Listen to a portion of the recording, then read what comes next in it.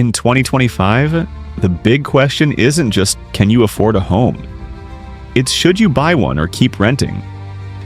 With home prices shifting, mortgage rates fluctuating, and rent climbing in major cities, the line between smart and risky has never been blurrier. In this video, we're diving deep into the real numbers, pros and cons, and real-life factors that'll help you figure out which path actually makes sense for you right now. Let's get into it. In 2025, housing affordability is a top concern for millions of Americans. While some markets have cooled, others are still painfully expensive, leaving people caught between high rent and even higher home prices. So, what's the smarter financial decision? Let's break down the cost of renting first. Rent prices have continued to rise in many metro areas, especially in places like Austin, Miami, and Los Angeles. According to recent data, the national median rent for a two-bedroom apartment sits around $1,950 to $2,200 per month. And here's the catch. When you rent, you're basically paying 100% interest. That money goes to your landlord, and you build zero equity. There's no return, no appreciation. It's just gone every month. But it's not all bad. Renting gives you flexibility. You can move without selling a home. You're not responsible for major repairs, and your upfront costs, while not cheap, are far lower than a 20% down payment. For people who might relocate soon or don't have a stable income, renting is often the safest bet. Now let's look at buying in 2025. The median home price in the US is hovering around $420,000, and mortgage rates are in the 6.5% to 7% range depending on your credit. A 20% down payment on that home would be $84,000. A serious chunk of money.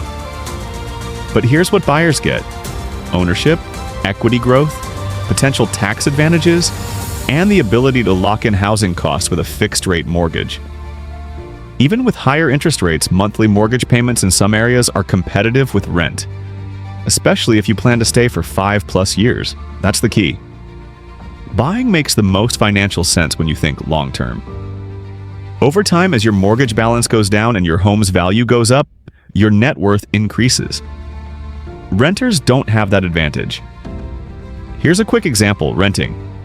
$2,000 per month equals $24,000 per year, equals $120,000 over 5 years. Buying $2,400 per month mortgage equals $28,800 per year, equals $144,000 over 5 years. But a homeowner builds equity and gains appreciation, often $50,000 to $100,000 or more over that same time. So, purely from a financial perspective, buying tends to win in the long run. But only if you can afford the upfront costs, commit for several years, and maintain the home. Otherwise, the risks, from market dips to emergency repairs on it, could outweigh the benefits. Let's be honest, real estate isn't just about money. It's about how you live. So in this segment, let's go beyond the numbers and talk about the real-life factors that should guide your decision in 2025. Start with stability versus flexibility. If you're planning to stay in one place for at least 5 to 7 years, buying can give you not just a roof over your head, but roots. You're free to paint the walls, build equity, and even rent out your home later if your life changes. But if you're early in your career, might move for a job, or just aren't sure where you want to be, renting gives you the freedom to pivot. Then there's maintenance. Homeownership comes with responsibility. Leaky faucet, you fix it. Roof damage? That's your problem. Renting removes that burden. Your landlord handles the big stuff. For some, that peace of mind is worth every penny. Now let's talk market conditions. In 2025, the housing market is more balanced than it was during the boom and bust cycles of the past few years. Bidding wars have cooled, giving buyers more breathing room.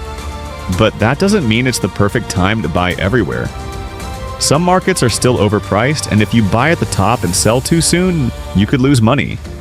So it's critical to research your local market, not just national trends.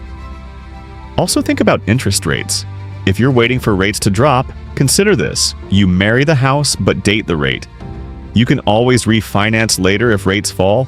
But waiting too long could mean missing out on the right home, especially if prices start rising again. And finally, consider your future self. Will buying a home put you in a better position 5 or 10 years from now? Will it give you a sense of pride, stability, and financial security? Or will it stress your finances, limit your mobility, and tie you to a place you're unsure about? There's no one-size-fits-all answer. But the smartest move? It's not about timing the market. It's about timing your life.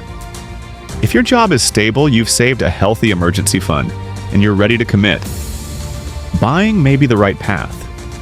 If not, renting while you prepare could be the wiser choice.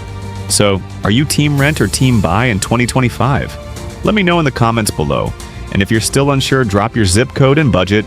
We'll break it down together. Don't forget to like, subscribe, and hit that bell so you never miss smart tips that help you build real wealth through real estate. Your future self will thank you.